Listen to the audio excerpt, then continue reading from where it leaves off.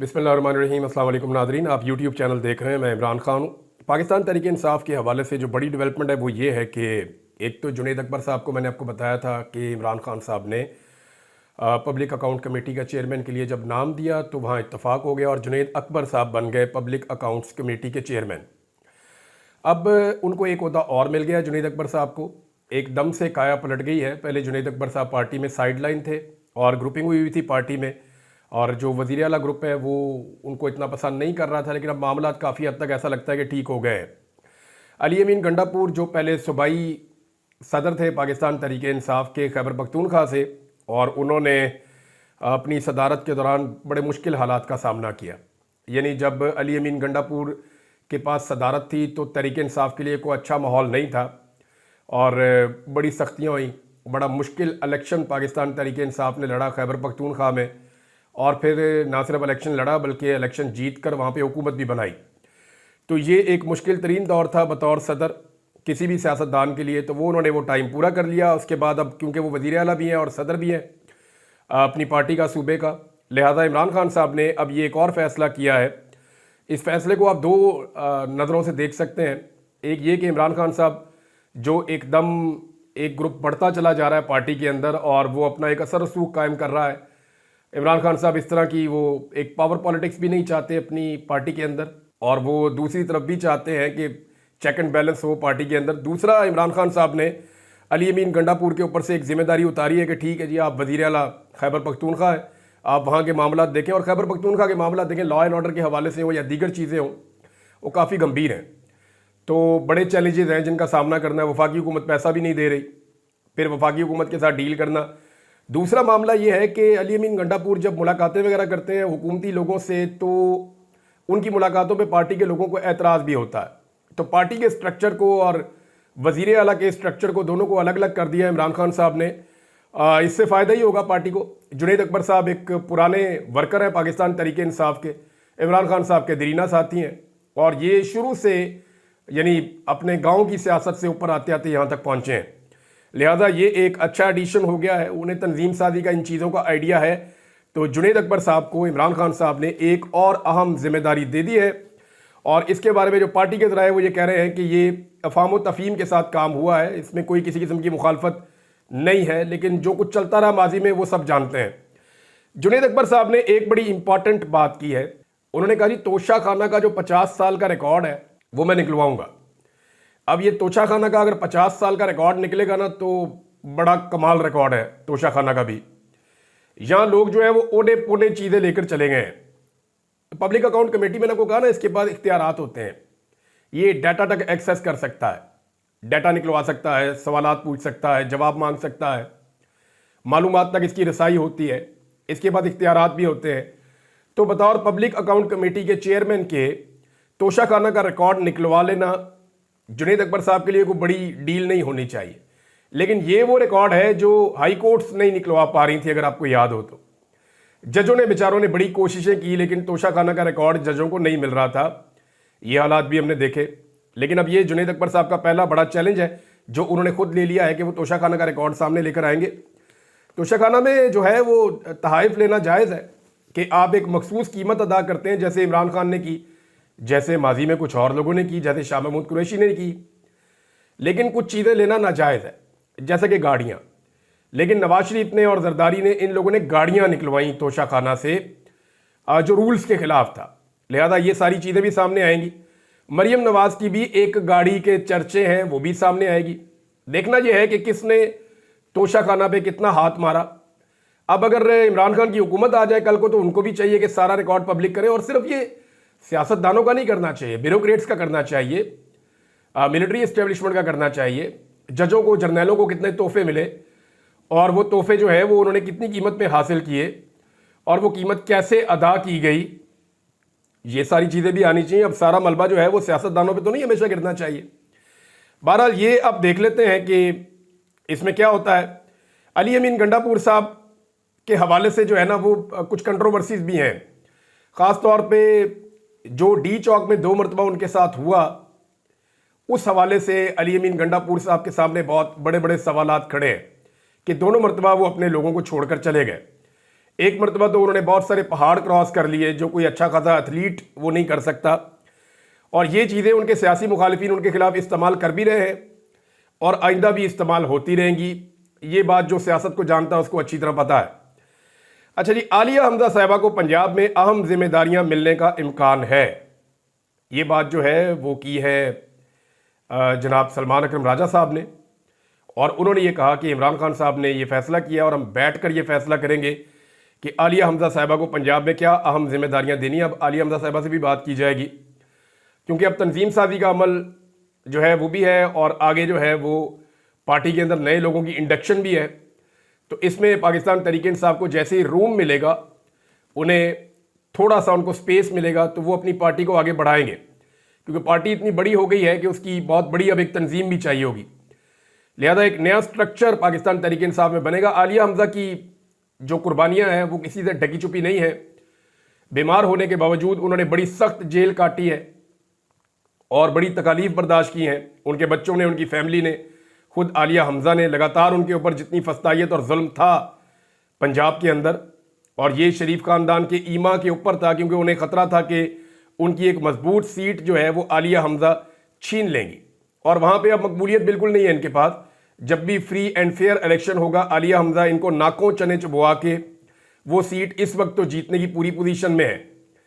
तो ये आलिया हमजा साहिबा के हवाले से भी एक खबर है।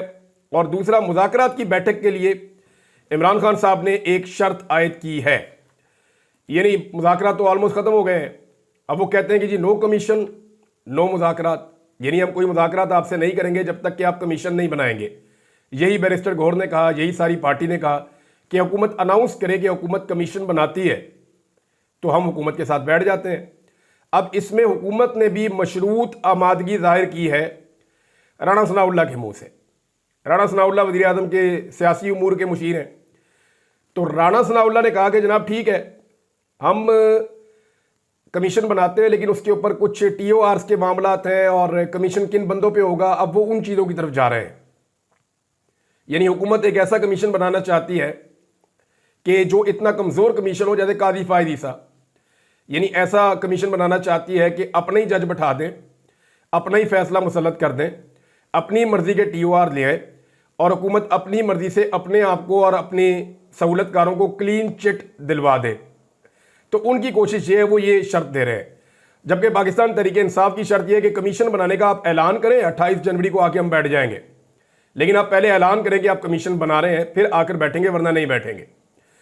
फिर एक और शर्त अभी सामने आई है, और ये सलमान अकरम राजा साहब ने ये कहा कि इमरान खान की हदायत के मुताबिक हम 28 जनवरी के मुज़ाकराती दौर में इस वक्त तक नहीं बैठेंगे जब तक मुज़ाकराती कमेटी और इमरान खान की मुलाकात ना हो जाए। अब मुज़ाकराती कमेटी को भी इमरान खान से मिलवाना पड़ेगा। 2 दिन बाकी हैं, यानी 26 और 27, कल और परसों के 2 दिन हैं, एक दिन इतवार का, एक दिन पीर का है। मंगल वाले दिन कमेटी को बुलाया हुआ है बैठने के लिए। अब सलमान अकरम राजा साहब कह रहे हैं कि जनाब इमरान खान से तफसीली बातचीत हुई है, इमरान खान इस चीज़ से बाखबर है कि गोली चली, फस्तायत का माहौल है, हमारे मुतालबात का मजाक उड़ाया गया, हम पाकिस्तान के लोगों को बताएंगे कि इस दिन क्या हुआ। वो कहते हैं गोली नहीं चली, हमारे शोहदा हैं और ज़ख्मी भी हैं।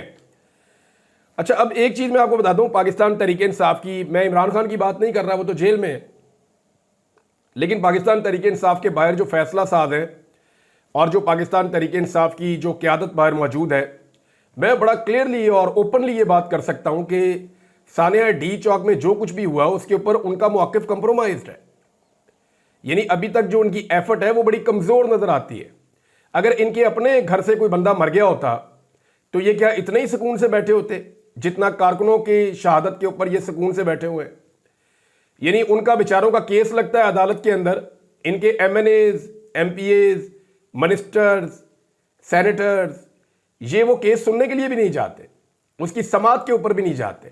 होना तो ये चाहिए कि वजीर आला खुद पहुंचे, जो आदमी लेकर आया था सारे लोगों को, जिसके लाने की वजह से वहां पे लोग मारे गए, उसको खुद अदालत में आकर खड़े होना चाहिए कि मैं आया था इन लोगों को लेकर, रियासत ने उन्हें गोलियां मारी हैं, मुझे इंसाफ दो। वजीर आला को खड़ा होना चाहिए, उसकी कैबिनेट को खड़े होना चाहिए, सारे के सारे MNAs को और सेनेटर्स को खड़े होना चाहिए, लेकिन ये अपने लोगों के साथ खड़े नहीं होते। अभी तक कोई 1 इंच भी ये हासिल नहीं कर सके, ना CCTV फुटेज, ना अस्पतालों का रिकॉर्ड, ना कोई FIR, ना लापता अफराद के हवाले से कोई डाटा, ना उनके घर वालों के इंटरव्यूज, ना हाई कोर्ट्स के अंदर पटिशंस, कोई चीज़ ये लोग नहीं कर सके। तो ऐसा लगता है कि इमरान खान की गैर मौजूदगी में खसूसन इस मामले के ऊपर ये काफ़ी हद तक कंप्रोमाइज है।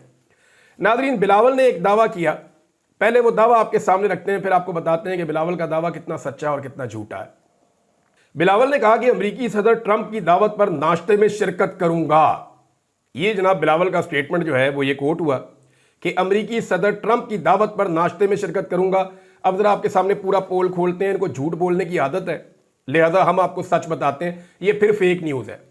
अब बिलावल के ऊपर पर्चा होएगा, बिलावल को गिरफ्तार किया जाएगा, पीका ऑर्डिनेंस लगेगा बिलावल के ऊपर, झूठा प्रोपेगेंडा किया, फेक न्यूज़ फैलाई। असल खबर यह है कि अमेरिका में फरवरी की हर पहली जुमेरात को, यानी अमेरिका में जब भी फरवरी का महीना आता है तो उसकी जो पहली जुमेरात होती है वहां पे एक नेशनल प्रेयर ब्रेकफास्ट होता है। नेशनल प्रेयर ब्रेकफास्ट यानी एक सुबह नाश्ता किया जाता है जिसमें लगभग कोई 3,500-4 हज़ार बंदा शामिल हो जाता है। दुनिया के 100 मुल्कों से मुख्तलिफ मेहमान भी आते हैं जो इसके अंदर शामिल होते हैं। मुख्तलिफ ममालिक की अम्बेसियाँ जो हैं उनको पासेस जारी कर दिए जाते हैं और वो अपने मुल्कों से लोगों को बुलवा लेते हैं जो आकर इस नाश्ते में शामिल होते हैं। इसमें कारोबारी लोग भी आते हैं, सियासतदान भी आते हैं और मुख्तलिफ ममालिक के वजीर शदीर ऐसे लोग भी आते हैं। 2023 तक ये जो नाश्ता होता था ना, इसको सदर तो इसका होस्ट ही नहीं है, सदर तो ये नाश्ता करवाता ही नहीं है, वो तो दावत कैसे दे सकता है? सदर ट्रंप ये नाश्ता नहीं करवाता। अमेरिका का हर सदर इस नाश्ते के अंदर बतौर मेहमान जाता है और एक खिताब करके निकल जाता है। जो जुमेरात का दिन होता है, पहली जुमेरात का जो दिन होता है फरवरी का, उसमें अमरीकी सदर जाता है, चाहे वो कोई भी हो, वो नाश्ते के शुरुआत से खिताब करता है। और ये एक नाश्ता नहीं होता, बहुत सारे नाश्ते और भी होते रहते हैं दीगर रियासतों के अंदर। तो अमरीकी सदर जो है वो उसके अंदर खिताब करता है। 2 लोग खिताब करते हैं, एक अमरीकी सदर खिताब करता है हर साल, और एक जो खिताब करने वाला बंदा होता है उसका नाम सरप्राइज रखा जाता है। अब बिलावल के स्टेटमेंट से तो लगता है कि शायद डोनाल्ड ट्रंप के बाद जो दूसरा बंदा सरप्राइज रखा गया है कि अमरीकी सदर के साथ उस नाश्ते में खिताब करेगा ब्रेकफास्ट में, वो शायद बिलावल ही होगा, ऐसा लगता है बिलावल जरदारी के स्टेटमेंट से। लेकिन हकीकत यह है कि 2023 तक ये नाश्ता जो है इसको होस्ट करने वाली जो तंजीम थी उसका नाम था क्रिश्चियन ऑर्गेनाइजेशन फेलोशिप फाउंडेशन। पहले ये इसको होस्ट करती रही है 2023 तक। ये मामला शुरू हुआ था 1953 में और ये अब तक वहां पे नाश्ता करवाया जा रहा है। अब 2023 के बाद से, यानी गुज़िश्ता साल से, जो नाश्ता करवाने वाली तंजीम है वो तब्दील हो गई है और अब जो तंजीम करवा रही है नाश्ता उसका नाम है नेशनल प्रेयर ब्रेकफास्ट फाउंडेशन। तो ये जनाब एक नेशनल प्रेयर ब्रेकफास्ट होने जा रहा है। इसके अंदर बिलावल साहब को अम्बेसी ने, यानी ऐवान सदर में उनके वालिद हैं, तो उनके लिए मुश्किल नहीं होना चाहिए कि ये पास उनको मिल गया। बहुत सारे और पाकिस्तानी भी वहाँ पे पहुँच जाएंगे। बहरहाल ये एक बहुत बड़ा इवेंट होता है, इसके अंदर सदर एक खिताब करता है और एक दूसरा बंदा खिताब करता है और मामला ख़त्म। अब इसके ऊपर भी बिलावल ने झूठ बोल दिया कि जनाब मुझे सदर डोनाल्ड ट्रंप ने दावत दी है, ख़ास तौर पे कि बिलावल तू ज़रूर आना ही, कोई और आवे ना आवे, अगर बिलावल ना पहुंचा ना तो मैंने तकरीर नहीं करनी, बल्कि मैंने नाश्ता भी नहीं करना अगर बिलावल ना आया तो। यानी इस तरह ये लोगों को बेवकूफ़ बनाते हैं। इन्हें लगता है पाकिस्तानी जो है वो आज भी रोटी को चोची कहते हैं, कोई भी चीज़ गूगल करो वो सारा रिकॉर्ड खुल जाता है। इसीलिए ये सोशल मीडिया से नफरत करते हैं कि सोशल मीडिया इनके सारे पोल खोल देता है। अब पंजाब के निसाब के अंदर मरियम नवाज ने अपना और अपनी वालदा का नाम शामिल करवा दिया है कि जनाब बड़ी बाहिम्मत खवातीन है और बड़ी इनकी कुर्बानियाँ हैं। भाई इनसे 10 गुना ज़्यादा अगर किसी का हक बनता है ना कि उनका पंजाब के निसाब में नाम शामिल किया जाए, तो यास्मीन राशिद साहिबा का नाम शामिल किया जाए, आलिया हमजा साहिबा का नाम शामिल किया जाए, जिन्होंने मरियम नवाज से 10 गुना से भी ज़्यादा सख्त जेलें देखी हैं, जिन्होंने सख्त तरीन हालात बर्दाश्त किए हैं। इनकी तो VVIP किस्म की जेल थी।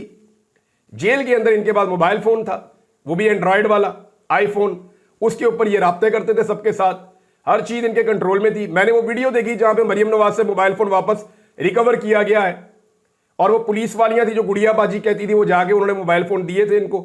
लाए ना वो वीडियो कॉम के सामने रखें, लग पता जाएगा ये वहाँ पे कैसे धमकियाँ लगा रही थी वहाँ पे नैब में आने वाली खवातीन एहलकारों को। तो यास्मीन राशिद का नाम होना चाहिए अगर होना चाहिए तो, आलिया हमजा का नाम होना चाहिए अगर होना चाहिए तो, अपना नाम शामिल करवा दिया। भाई इनका बस चले तो इस तरह तो ये फिरदौस आशिक अवान साहबा का नाम भी शामिल करवा दें, रेहाम खान का नाम भी शामिल करवा दें कौमी निसाब में, कोई रह ना जाए उसका नाम भी डाल दें। वो क्या नाम है, अयान अली, उसकी भी बड़ी खिदमत है पाकिस्तान के लिए, उसका नाम भी डाल दें। फिर जो बाकी टिकटॉकर्स बच गई हैं उनका नाम भी डाल दें फिर इसके अंदर। यानी अजीबोगरीब इनकी हरकतें। और नून लीग इस कदर सठिया गई है कि अब बहके बहके बयान देती है। कभी कहते हैं जी शौकत खानम अस्पताल नवाज शरीफ ने बनाया, कभी कहते हैं जी नमल यूनिवर्सिटी जो है वो शहबाज शरीफ ने बनाई, कभी कहते हैं जी ये अलकादर यूनिवर्सिटी जो है ये मरियम नवाज पढ़ाएंगी वहां पे। यानी इमरान खान ने इन लोगों को ऐसा लगता है कि ज़हनी मरीज बना दिया है। तहरीक इंसाफ ने एक और काम किया जी, और ये बड़ी कार्रवाई है। तहरीक इंसाफ ने 26वीं आईनी तरमीम को सुप्रीम कोर्ट ऑफ पाकिस्तान में चैलेंज कर दिया है। यानी 26वीं आईनी तरमीम में जो तहरीक इंसाफ की दरखास्त है ये बड़ी मजेदार है। तहरीक इंसाफ ने सुप्रीम कोर्ट से रुजू कर लिया है कि 26वीं आईनी तरमीम को कलअदम करार दिया जाए, और जब तक इसका फैसला नहीं आता तब तक जुडिशल कमीशन को जजेस तैनाती से रोकने की भी इस्तदा की गई है कि नए जज ना लगाए जाएं। एक तो तहरीक इंसाफ काफ़ी लेट आई है, उन्हें पहले ये डालनी चाहिए थी दरखास्त। अब तो बहुत सारे जज तैनात भी हो गए, इस्लामाबाद हाई कोर्ट में भी आ गए, सिंध हाई कोर्ट में भी आ गए। दरखास्त में कहा गया कि 26वीं आईनी तरमीम कलअदम करार दी जाए, 26वीं आईनी तरमीम के होने वाले तमाम इकदाम कलअदम करार दिए जाएं। अब मामला यह है कि जो सबसे बड़ा कदम उठाया गया 26वीं आईनी तरमीम के नतीजे में, वो कदम तो आईनी बेंच की तश्कील है। और आईनी बेंच ही अगर कलअदम होने का, अपने ही कलअदम होने का खुद केस सुनेगा तो फिर हो गया इंसाफ। यानी जिस बेंच के खिलाफ ये केस बन रहे हैं कि ये मुतनादे बेंच है, ये 26वीं मुतनादे आईनी तरमीम के नतीजे में बना है, लिहाजा तरमीम फारग की जाए, बेंच भी फारग किया जाए, वही बेंच फैसला करेगा कि हमने फारग होना या नहीं होना। और भाई कोई बंदा अपनी भी नौकरी फारिग करता है, इसको तो कन्फ्लिक्ट ऑफ इंटरेस्ट कहते हैं। ये जजेस या ये बेंच तो इस केस को सुन ही नहीं सकता। ये मामला तो फुल कोर्ट में जाना चाहिए, और फुल कोर्ट में भी ये वाले जज नहीं बैठने चाहिए, ये जो आईनी बेंच का हिस्सा है। इनके अलावा जो दीगर जजेस हैं उनको बिठाया जाना चाहिए। अब जस्टिस मंसूर अली शाह साहब ने भी एक एतराज किया है, और उनका जनाब बड़ा जायज एतराज है। मंसूर अली शाह साहब ने एक तौहीन अदालत का केस लगाया हुआ था, और एडिशनल रजिस्ट्रार ने अपील कर दी इसके खिलाफ, तो उस पर एक बेंच बनाया गया है। उस बेंच पे मंसूर अली शाह साहब ने भी एतराज कर दिया है। यानी एतराज उन्होंने क्यों किया है इसको जरा आप समझें। जो आईनी कमेटी है ना, आईनी बेंच की भी एक कमेटी बनी हुई है, उस कमेटी ने मंसूर अली शाह साहब का मुकदमा कहीं और मुंतकिल करवा दिया था, और एडिशनल रजिस्ट्रार ने यह काम किया था। एडिशनल रजिस्ट्रार नरगे में आ गए। अब मामला यह है कि वो जब अपील में गए तो उसी कमेटी के 2 जज उस बेंच के अंदर शामिल कर दिए गए। अब मंसूर अली शाह साहब ये कहते हैं कि क्योंकि उस कमेटी ने जिन्होंने फैसला किया, जिन 2 जजों ने फैसला किया, जिनके फैसले के खिलाफ यह सारा मामला खड़ा हुआ, वो अपने फैसले के खिलाफ कैसे केस सुन सकते हैं।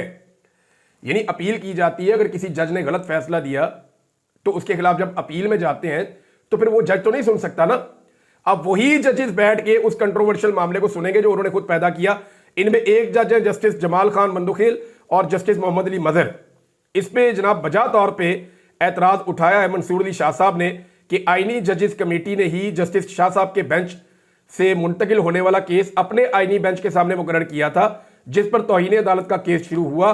तो वही 2 जजेस अब बेंच में बैठकर अपने ही फैसले को कैसे गलत करार दे सकते हैं, बड़ा सवाल है जी, और इंपॉर्टेंट क्वेश्चन है। नाज़रीन, मोहसिन नकवी की एक गलती जो है वो पाकिस्तान के गले पड़ गई है। पाकिस्तान का जो महकमा खारजा है वो सफाइयाँ पेश कर रहा है कि जी गलती से चले गए थे मोहसिन नकवी साहब new federal state of China की तकरीब में। अब वहाँ पे पाकिस्तान की पूरी एम्बेसी काम करती है, एम्बेसी के अफसरान काम करते हैं, पूरा अमला काम करता है। ये मुमकिन नहीं है कि उनको पहले से ना पता हो कि ये किस तकरीब में जा रहे हैं, ये पहले से पता होता है और पूरा एक प्रोटोकॉल होता है। मोहसिन नकवी जैसे इंपॉर्टेंट आदमी को वहाँ पहुँचाना new federal state of China जैसी तंजीम के प्रोग्राम में, जो बहुत ज़्यादा एंटी चाइना है, ये चाइना के लिए बड़ी तशवीश की बात है। अब ये सफाइयाँ दे रहे हैं, वहाँ पे एक दोस्त बनाने के चक्कर में जो पहले से दोस्त था उसको भी इन्होंने नाराज़ कर लिया है। तो ये इस वक्त इनकी ये पॉलिसी चल रही है। आप अंदाज़ा करें कि पाकिस्तान का जो वज़ीर ख़ारजा है वो इस वक्त मुल्क के इक्तसादी और माशी उमूर देख रहा है। पाकिस्तान का जो वज़ीर दाखिला है वो इस वक्त सफारती मिशन के ऊपर है। पाकिस्तान का जो वज़ीर आज़म है वो इस वक्त अर्दली बना हुआ है। पाकिस्तान के सबसे बड़े सूबे की जो वज़ीर आला है वो इस वक्त टिकटॉक का एक मुकाबला खेल रही है, स्लोमोज बना रही है, और मुल्क का अल्लाह ही हाफिज है। यानी बाकी जिन पे तकिया है वो कहते हैं जी हमारा सियासत से कोई ताल्लुक नहीं है। तो इस मुल्क के क्या हालात होंगे, आप सिर्फ इन 4 चीजों से ही अंदाजा लगा सकते हैं कि सबसे बड़े सूबे की वजीर आला क्या ड्रामे कर रही है, मुल्क का वजीर आजम क्या कर रहा है, मुल्क का वजीर दिफा जो है उसको दिफा के बारे में कुछ नहीं पता, वजीर खारजा जो है वो जनाब इक्तसादी मामलात में है, और वजीर खजाना जो है वो पता नहीं किधर गायब है, वजीर दाखिला जो है मुल्क के हालात खराब है और वो सफारती मिशन पे निकला हुआ है। अजीब मतंजन बना के रख दिया इस मुल्क का, पाकिस्तान के जो करता धरता है उन्होंने, और कहां पहुंचा दिया हमें। यानी एक शख्स की मुखालफत, एक आदमी की मुखालफत ने पूरे मुल्क का नक्शा बिगाड़ के रख दिया। हर चीज इन्होंने बर्बाद कर दी कि किसी तरह इमरान खान को नुकसान दे, लेकिन वो हदीस नबवी भी है, और अल्लाह रब्बुल इज्जत अगर किसी को नुकसान ना पहुंचाना चाहे ना, तो वो कोई भी नहीं पहुंचा सकता उसको नुकसान, सारी दुनिया मिलकर नहीं पहुंचा सकती। और अगर अल्लाह किसी को फायदा ना देना चाहे ना, तो सारी दुनिया भी साथ खड़ी हो जाए तो उसका फायदा नहीं हो सकता। लिहाजा इमरान खान को गिराने के चक्कर में ये सारे इस कदर गिरे कि कौम की नजरों से गिर गए। बाकी चीजें नाज़रीन अगले वीलॉग में शेयर करता हूं। अब तक के लिए इतने, अपना ख्याल रखिएगा, अपने चैनल का भी। अल्लाह हाफिज़।